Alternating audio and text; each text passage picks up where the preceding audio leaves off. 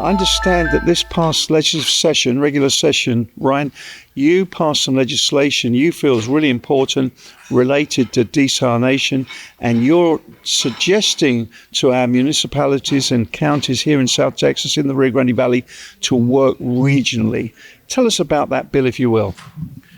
Yeah, it's about public utility authorities, and we've talked about the importance of water, and as a growing region, we need new sources of water, and so brackish water is, I think, where we've got to go.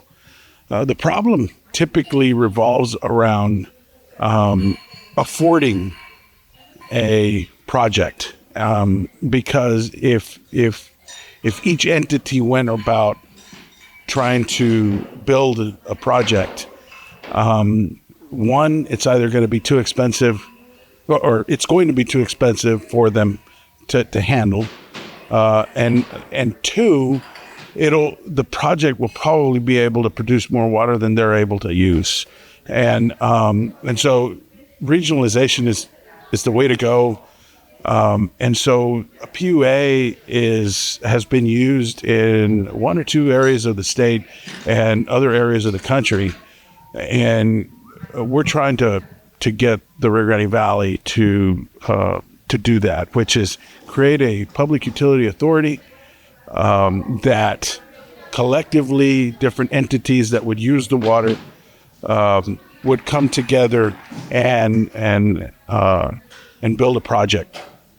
And they would share the responsibility, they would share the expenses, and therefore it becomes the regionalization would make it very competitive for funding, both at the state level and federal level. We just recently put together some new funds, and it's on the ballot this next month, or this month.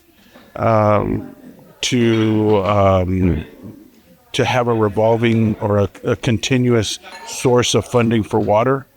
A big regional project like this that produces new water for the region would be very competitive and very attractive for that kind of funding. And so would it be for, funding from the federal government as well. And so I think that's what we've got to do, and it's just going to take some leadership here in the Valley to come together and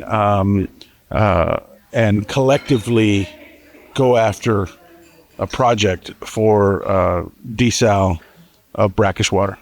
Could these municipalities down here have done this anyway before your bill was passed, or has your bill made a difference in making it easier for them?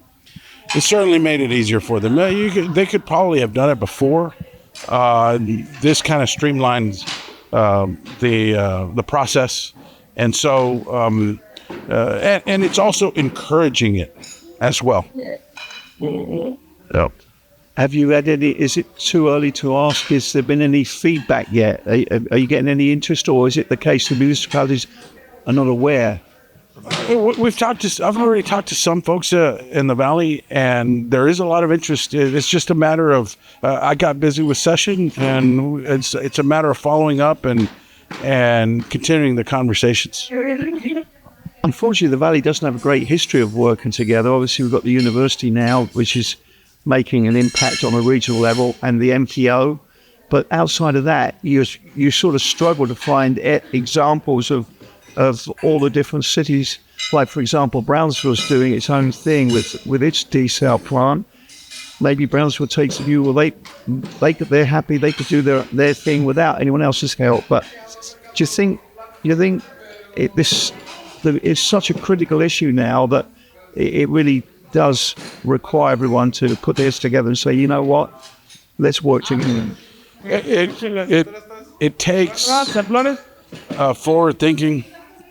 And quite frankly, once you're in a pickle, you look for a way out of it, right? And in this case, you have to see that if you're going to grow, if you're going to continue to grow, that you're going to have a plan for water. Otherwise, you're not going to be able to. And so it takes leadership to have that vision. A project like this means a higher cost of water than what you're paying now. But that's inevitable. And for fast growing areas, I think this is the answer. If anyone wants to learn more about this, what this legislation does, or wants to learn more about the idea of setting up such a utility district, who do they go to? Are there any state agencies they can call, or do they call your office? Well, they can call at my office, but of course, Water Development Board is probably another good resource. But I don't even remember the number of the bill. And the Senate version was the one that passed. Adam Hinojosa was the Senate author, and so so give us a call and we'll give. So even though the bill doesn't have your name on it because it was the Senate version, you're very proud of it. Yeah, and I believe I was trying to do pretty much this last session as well. So this was kind of my second go at it, and so we finally got it through in the Senate bill.